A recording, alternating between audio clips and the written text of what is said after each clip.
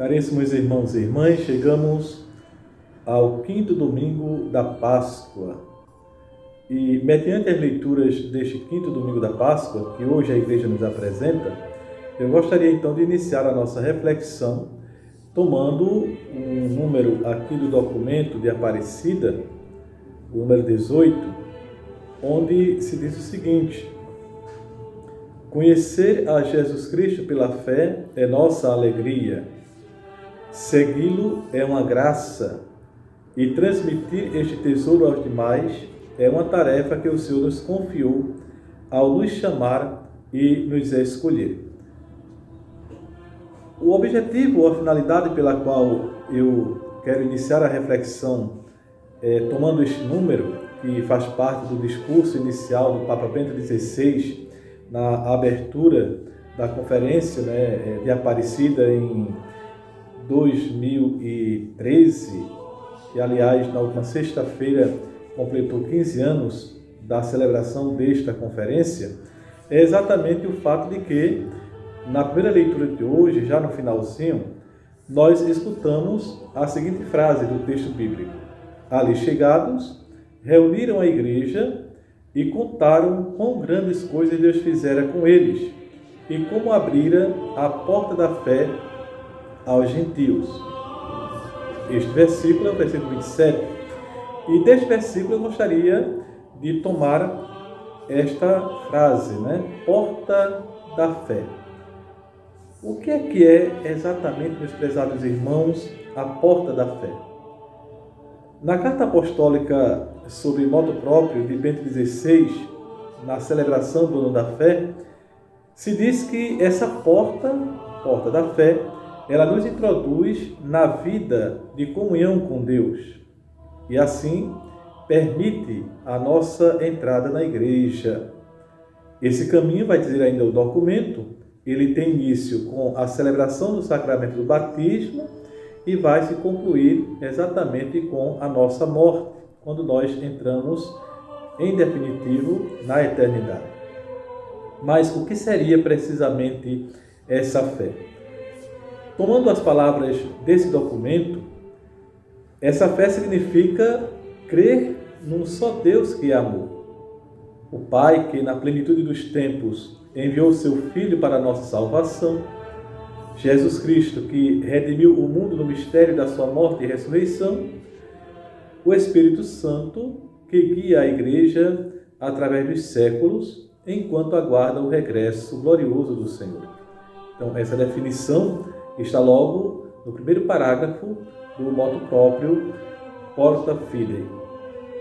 À luz da liturgia da palavra deste quinto domingo, que aliás é muito densa, nos é mostrado que por causa da fé, caríssimos irmãos, é possível que nós soframos tribulações e perseguições, e quem sabe até mesmo a própria morte. E vai dizer o texto que passar por tribulações se faz necessário para ingressar no reino de Deus. No entanto, essas realidades de sofrimento e de dor, elas não são realidades permanentes. Por quê? Porque tudo isso vai ser convertido em alegria, uma alegria que não passa, uma vez que esse mundo vai passar, mas a palavra de Deus não passará. E no fim de tudo, na consumação da história humana, de acordo com aquilo que nós escutamos também na segunda leitura da missa de hoje, tudo será transformado. Já não haverá choro, nem morte, nem luto, nem dor, vai dizer São João na leitura do Apocalipse de hoje. E por que isso? Exatamente porque aqueles que forem fiéis à fé que receberam por ocasião do batismo, lhes será dado uma convivência eterna com o próprio Deus. Vai dizer o texto bíblico que Deus vai estar com eles, Deus vai morar com eles. Mas tudo isso, prezados irmãos e irmãs, só será possível se nós nos mantivermos fiéis a nosso Senhor Jesus Cristo pelo amor. Como dizia São Paulo, na segunda carta aos Coríntios, capítulo 5, versículo 14, Cartas Christi urget nos, ou seja, o amor de Cristo nos impele. E é esse amor de Cristo que que vai, na medida que nós vamos caminhando na nossa fé, enchendo os nossos corações e nos impelindo à evangelização. Nesse sentido, nós podemos dizer que nenhum cristão católico deve se contentar apenas por ser batizado e por conservar a fé, né? Diria mesmo que é dever nosso, de cada membro da igreja, de cada fiel católico, exercer um apostolado diário para que as pessoas e as realidades que ainda não entraram em contato com nosso Senhor Jesus Cristo possam então ser alcançadas pela graça salvadora de Cristo. E é exatamente nesse testemunho qualificado da fé, na vida concreta que nós devemos levar, que nós vamos demonstrar o amor requerido por nosso Senhor Jesus Cristo no Evangelho, né? Como ele disse no Evangelho que nós escutamos hoje. Amai-vos uns aos outros, nisto conhecerão que sois os meus discípulos. Então, eu diria que, no primeiro momento, é dever dos ministros da igreja, em particular dos bispos, cuidar que a fé seja protegida, seja guardada, conservada e também apresentada a todos os batizados e não batizados.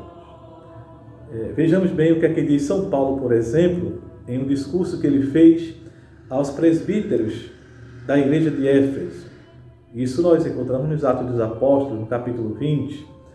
Diz São Paulo: cuidai de vós mesmos e de todo o rebanho sobre o qual o Espírito Santo vos constituiu bispos, para pastorear a igreja de Deus, que ele adquiriu com o seu próprio sangue. Sei que depois da minha partida se introduzirão entre vós lobos cruéis, que não pouparão o rebanho. Mesmo dentre vós surgirão homens que hão de proferir doutrinas perversas, com o intento de arrebatarem após si os discípulos. Vigiai. E assim encerram-se as palavras de São Paulo. Então, no esforço de difundir a fé cristã e católica a partir do Evangelho e semeá-la no coração de cada homem e de cada mulher presente no mundo, está assim, portanto, implícito esse empenho em salvar as almas, conduzindo cada uma delas para nosso Senhor Jesus Cristo.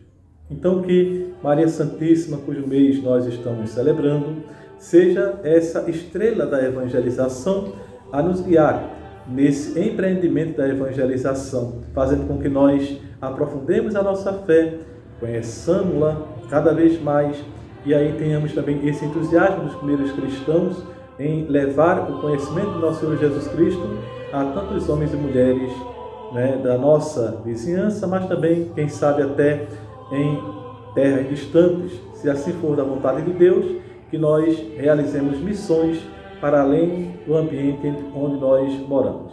Abençoe-me Deus Todo-Poderoso, Pai, Filho e Espírito Santo. Amém.